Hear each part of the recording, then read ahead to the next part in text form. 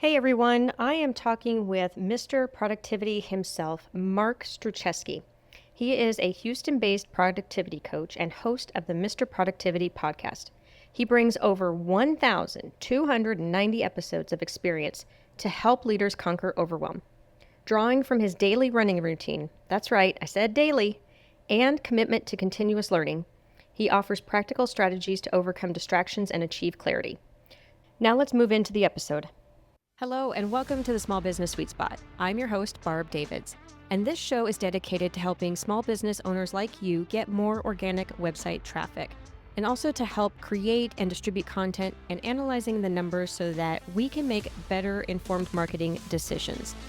It is action-oriented, direct, and conversational. I'm so glad you're here.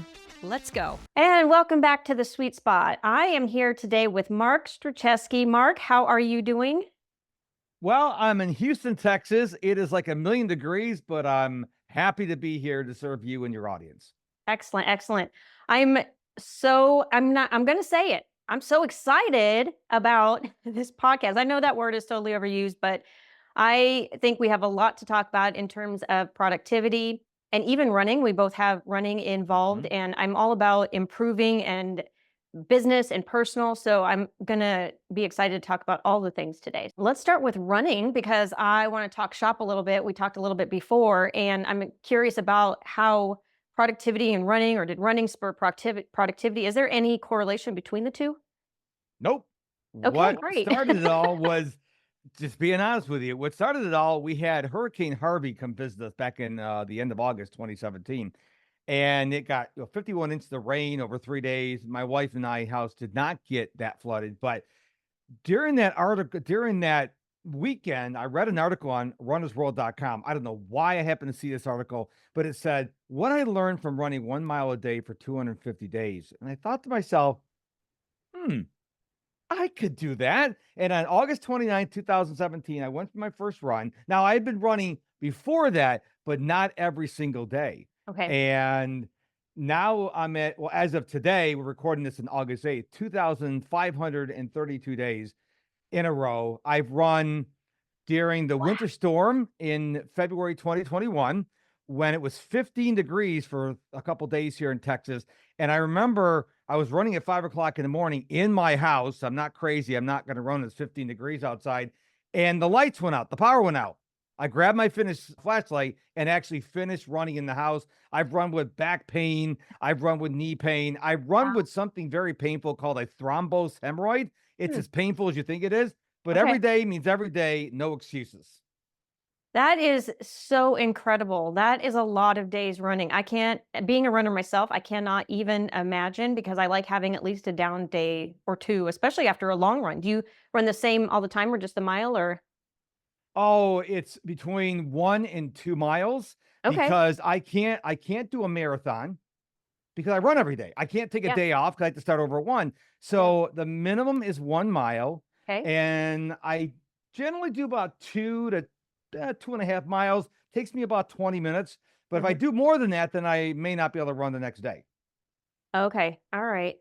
That takes a lot of commitment and a lot of oomph, and that is amazing. So congratulations on that. Well, thank you. And I will tell people that some days I probably look like a drunk zombie, but you know what? I still go out. I Yeah. still go out. If I don't sleep well at night, I still go out because a lot of people, all the stars have to align. They have to have no pain. Everything's got to be right in the world before they go out for a walk or a run or go to the gym. Mhm. And I'm like, you have to adopt the mentality. I don't care what happens. I'm Mhm. going out for this run, or I'm going out for this walk, or I'm going to go lift weights because too many people are letting the least tiny thing keep them from living their best life. Right. I would definitely agree with that. Actually, I want to go into that because that mentality, how does that relate to productivity?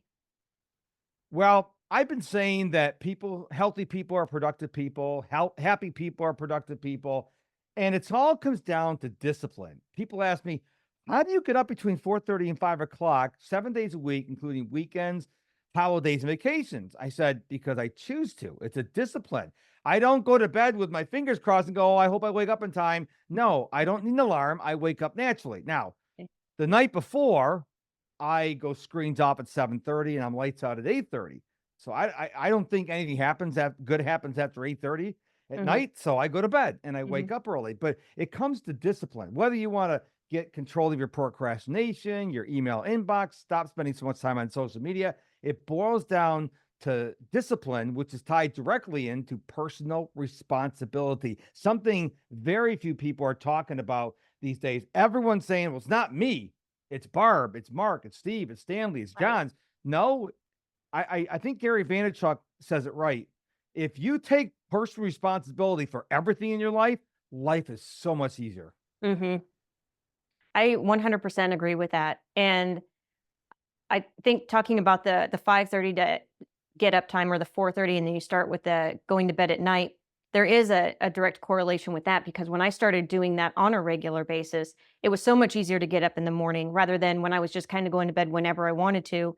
It was kind of like, okay, well, what did I feel like the next morning? And it felt like crap half the time. So when I got back on track and doing the same thing every day, it was much easier. I think sometimes people call it like the it's like a airplane hangover or like a jet lag, but it's like a sleeping jet lag type of thing if you don't keep it continuous every single day. Did you ever feel like a drunk zombie when you got up? Well, I think half the time, maybe depending on what year it was, I was probably still drunk. Okay. But yeah, you just don't like you wake up and you're just fuzzy and you're like you don't know what's happening and it takes a while to get going. And once I Mhm. started getting more consistent, it was a much easier to like start the day and that kind of thing. I did hear on your podcast you were talking about your morning routine slash ritual, and you talk about the perfect push up. Could you share a bit about that?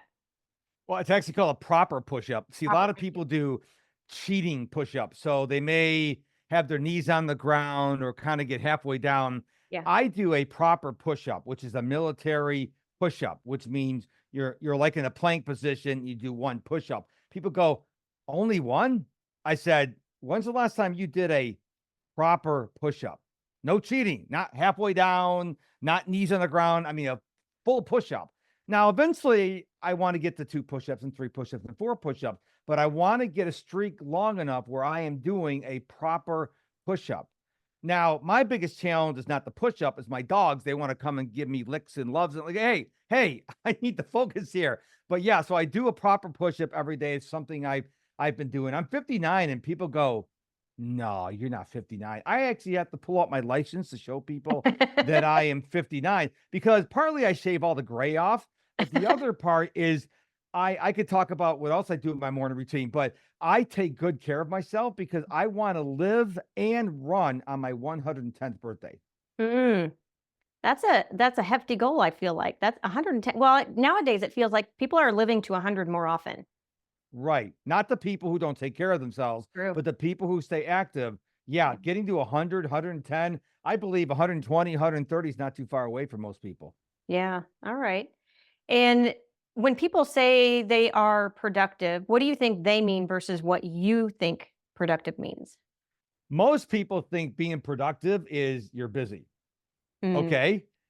Are you busy doing the right things or are you busy being busy? So there's a saying that just because you're busy doesn't mean you're productive. Here's the way I see it. You can be busy being productive, but just because you're busy doesn't mean you're productive. Now, the listener's probably thinking that's a riddle. It's not. Listen to what I said. You can be busy being productive, but just because you're busy doesn't mean you're being productive. In other words, are you doing the right things? What are the right things, Mark? So glad you asked, audience. The right things are what activities are moving you towards your goals?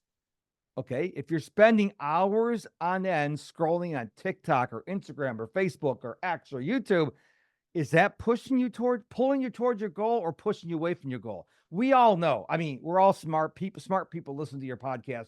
They know if what they're doing is moving them toward their goals or away from their goals. And mhm, so I just want people to think about when you're spending your time, is what you're working on moving the needle? Now, you will spend time that is wasteful. If you're human, it's going to happen. But when you're intentional saying, I'm going to spend 30 minutes on TikTok. I'm just going to scroll through stupid cat videos. All right. Now you're being intentional about it instead of letting technology rule you. Mm, very good. Do you feel like we can talk about apps, but I don't really care about the different apps. I think those are out there. People can find them. Mm. But in terms of, do you think those are even helpful? Or do you think or I'll just leave the question at that. Do you think apps are helpful in productivity? Yes and no. And here's what I mean. There is I'm trying to think of a word for it. There is a symptom where people, if I tell them, so I don't like giving apps, I don't like giving names of journals I use because they'll go search for the perfect app, which doesn't exist, or Hmm. the perfect journal or the perfect notebook. That's called procrastination. So if you don't have a journal, go get a notebook, go get some blank piece of paper because we all get that junk mail and it's printed on one side. I always save that junk mail. If it's blank on the other side, you got a piece of paper to write on. Yeah. So stop making excuses. What Hmm. I want to encourage people to do is don't worry about the apps or the journals, the notebook. Use what you got and get really good at that, then upgrade. People think, well, when I get the perfect planner, I'm going to be a journaler. No, you're not. You're not one now. When I Hmm. get the perfect calendar app, then I'm going to use my calendar. No, you're Hmm. not. You're not using the one you have. So I think it's a mistake to pause your attempt to be more productive until you find the elusive, non existent productivity app or journal or notebook or whatever. How do you tell people to not feel ashamed or guilty about not being productive? Ooh, that's a good question. Can I be brutally honest? Please. Okay, get over it. Get over yourself, okay? Because when people come to me and they say, "Man, I wish I was like you, man. I don't have enough time in the day." And the first thing I ask them is, "How much time do you spend on social media?" Mm. Uh, What? What? What does that got to do with anything? 5, 6 hours, 7 hours, 8 hours a day. So you got to confront your demons. And this is cliche, but it's true. If you don't acknowledge a problem, you're never going to be able to solve it. If you're spending so much time on social media, well, don't come to me and say I don't have time because it's not a question of not having time. You have time. What you do is you lack discipline, you lack priorities. And Mhm. I'm telling people, hey, take a look at your life, not your friend's life, not your coworker's life. Look at your life. Am I really being productive? And most people, here's a real life demo. Here's the things this card. So you don't have to get a planner. At the end of the day, put this down in front of you and go, okay, what do I want to do tomorrow? Take one of these things, it's called a pen. If you're listening to audio podcasts, I'm holding up a pen, and write down what you want to do tomorrow. But I work at a corporate job. Write it down what you're going to do tomorrow. Because then when you look at the list the next day, you're like, oh, I had 6 things on my list, got 4 done. That's not a bad day. And I would encourage people to take it to another level. Give yourself an old school grade A, B, C, D, F, incomplete. And for you nerds out there, yes, you can do plus and minus if you want. But when you see it, you're like, oh, I had 7 things, got 1 thing done. What did I do? Because you spent the hour someplace. And Yeah. when you take the time to gift yourself, wow, man, what did I do? Then you start thinking and you won't remember. So then I tell people, okay, on the back of the piece of paper or the index card, every time you do something, write down TikTok, 1 o'clock, stop TikTok, 5 o'clock. Now you got proof. Now you've got data. Now you can say, okay, I need help. And Mhm. that could be reaching out to me, finding a podcast, whatever. But most people don't realize they have a problem because they don't document anything. So they rationalize, in other words, they tell stories to themselves. Oh, I'm really I'm getting a lot of stuff done. Really? Then you should be able to tell me what the big things you did today are. And most Mhm. people can't. Yeah. And I feel like a lot of us, and I say a lot of us, and I'm saying me, when I realized what was happening, especially it was like as soon as last year, I started documenting to get some eyeballs on it, and it was very eye opening. And I was like, okay, that didn't make sense. Like, why did I waste all that time? And then there was all the in between time that I realized that was kind of like downtime, and I would waste that. But I also learned when I started doing that, like I was really scared about documenting because then I would have to face what I wasn't doing or what I was Yep. doing, and that was a little bit scary in and of itself. Mm. We like most people's default is to do the easy stuff. So you Mhm, may have 9 or 10 things on your list, and let's say 10, 'cause it's a nice round number, but 9 of those things took you 10 minutes. mhm. But the one thing you really needed to do to move the needle forward is that 10 thing. And you look at your card and go, "Well, I got 9 out of 10 things done." Mhm. Well, no, you weren't productive, I would argue, because you didn't do the one thing you really needed to do. You did the easy things. So I don't even put easy things down on my list. Mm, If they're going to take me a couple minutes, yeah, you get a quick dopamine hit, but is it moving the needle? right. Most cases, it's not. Yeah. Is there a magic number to put on a list of how many No, things to do for the next day? Okay. no. I've heard 3, 5, 7, 9, 12, 2, 1. You know what needs to move, what you need to do to move the needle forward. Okay. So if like my wife works with me, so she does all the post processing for my podcast. She'll take old podcast episodes from like 6 years ago and take the transcript and have AI create a new newsletter and she'll tweak it and stuff like that. My job is to build relationships, coach clients, and create content and help others like you create content to get my name Mhm. out there. That's it. So I don't mess around with my website. Okay, I do sometimes. My wife will call me out on it. But my point is, I know what I should be working on. We all know what we should be working on. Right. Everyone knows what we should be working on. Like for news, okay? A lot of people say, don't watch the news. I don't say don't watch the news. I say stay informed, not obsessed. So don't have the news on in the background all day long. There's a news program I watch every day. My wife and I watch it at lunch. We have Mhm. lunch, sit in front of the TV, we get our hit of news. So we know what's going on in the world. But you don't need to know everything about everything. You just need to know what's going on in the world. If someone goes, "Hey, did you hear New Zealand's on fire?" You go, "Oh, yeah, I heard about that." I don't know all the details, but I know New Zealand's on fire, or there's this thing called a pandemic or whatever. You should know it's around, but you shouldn't know everything about everything. Does that make sense? Mhm. Yep, absolutely. I would agree with that too. I think limiting, especially just around the mindset of it, like limiting the things that maybe don't make you feel as good or that take away from the energy that you have. So I believe in that for sure.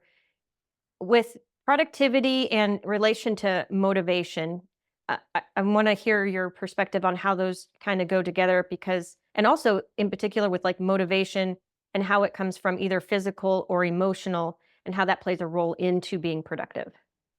You can be productive and not be motivated, but it's more difficult. I Okay. mean, you could hate your job, but you don't want to lose your job. So you'll do enough at your job to make sure you don't get fired. So you are being somewhat productive. But when you are motivated, like I identify as Tigger from Winnie the Pooh, shout out to all the people who know what Winnie the Pooh is. If not, go Google it. I am that annoyingly optimistic. I love my life. Yeah. And I'm not Elon Musk. I am not Bill Gates. I don't have billions of dollars. I'm not even a millionaire yet. Okay. But I love what I do. I wake up every day excited for the day. I look at it every morning as I did when I was a little child, waking up on Christmas morning to see what Santa brought me. Unfortunately, there's not a tree full of presents every morning. That would rock, but it's not because that is my love language, presents. But I think people need to be excited Mm, about what they do. And we were talking about procrastination earlier. When you're doing what you love, you're far less likely to procrastinate. mhm, But everybody on this planet procrastinates. Everybody. Elon Musk procrastinates. Very little. Bill Gates procrastinates. Very little. Because here's the deal. We're human. We all have things we have to do that we don't want to do. And if you, my definition is, if you don't do what you need to do when you should do it by, you procrastinate it.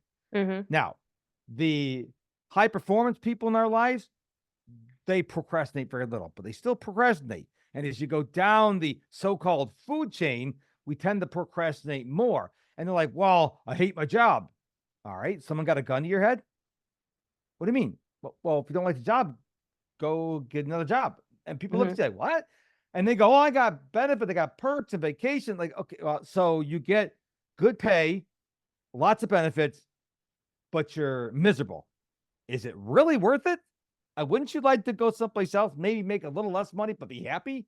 And people look at me like, what are you talking about? And it's all about the motivation, because trust me, your employer, if you are motivated and you come to work on fire, you don't think you're not going to get promoted? You don't think you're not going to get accolades and rewards and thanks and appreciation? Of course you will. Yep. So you talked about trying to bring my train of thought back to the taking account of what you do during the day to find out where your time is going. Is that what you would recommend to a step to getting productive if one feels like they're not being productive, or is there a different flow to go to figure that out? Oh, time tracking or doing a time audit is such an easy thing. You don't need a special app. You don't need a special notebook. All you have to do is get like an index card, and every time you do something, write down what you did and how long it took you. And be honest, this will not work if you're like, oh, I spent 4 hours on TikTok. I won't write that down. Mm. If you ate a dozen donuts, just because you didn't write it down or record it in your app, you still ate the dozen donuts. Right. Okay. So be honest with yourself, because once you see the truth, you're like, ugh. Yeah. When I said that, I thought of I Love Lucy. She did this one thing. Ugh. Yeah. Another oldie but goodie. Because when you see the truth and you wrote it down in your handwriting, you're like, oh man, I did all what? I watched the news for 3 hours. I spent 4 hours on TikTok. Yeah. Now you're going to start addressing the problem. And I got news for you. When a client comes to me, the first thing we talk about is how they're spending their day. They think they're coming to be better planners, but I'm like, well, tell me how you spend your day. And I'm like, no, I want to become a better planner. No, I need to know where you are now so I can get you to where you want to go. Mm-hmm. And a lot of people don't like to talk about it. It's like going to the doctor and you tell him lies and he draws your blood. He's like, you didn't tell me the truth about your diet, did you? Because he's going to know by the blood. Okay. So Right. when you hire a coach, just tell the truth. It's going to be a lot easier, and they're going to be able to help you a lot more than if you try to hide the truth, because they're going to find out. A good coach will find out. Right. That makes sense.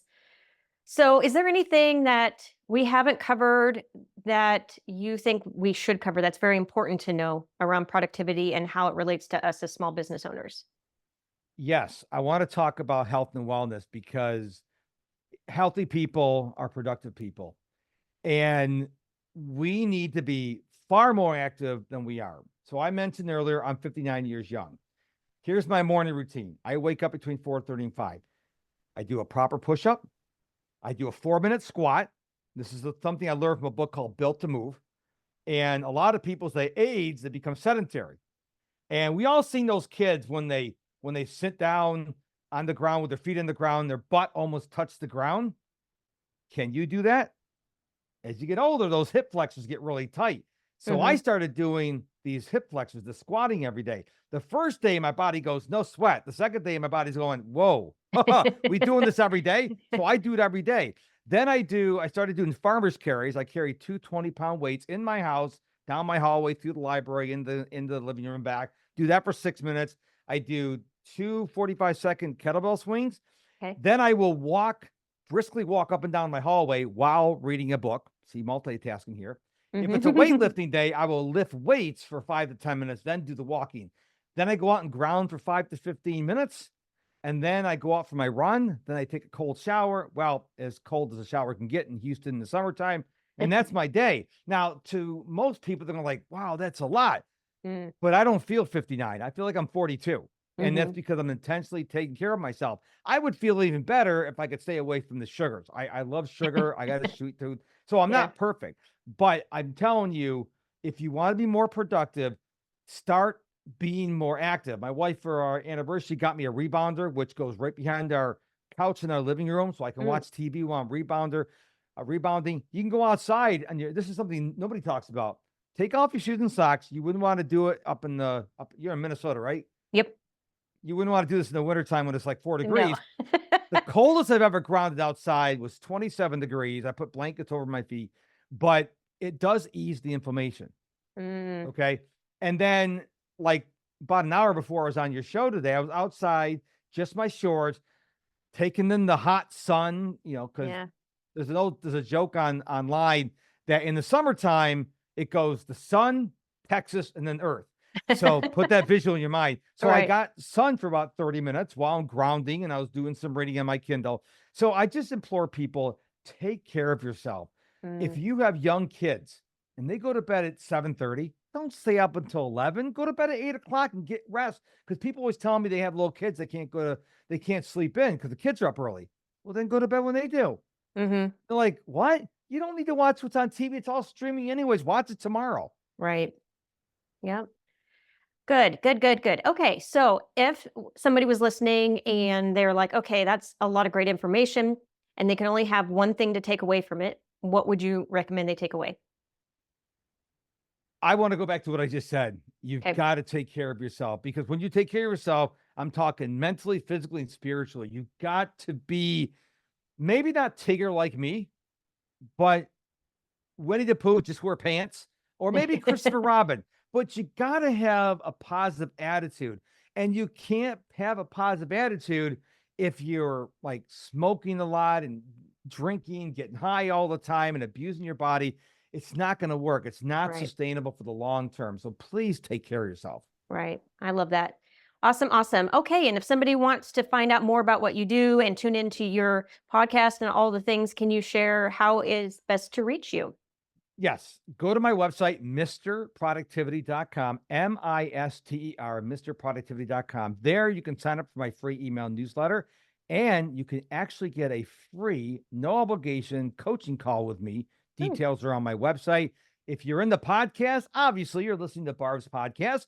Just go look at it, go look for Mr. Productivity podcast on Spotify, Apple Podcasts, wherever you listen to podcasts.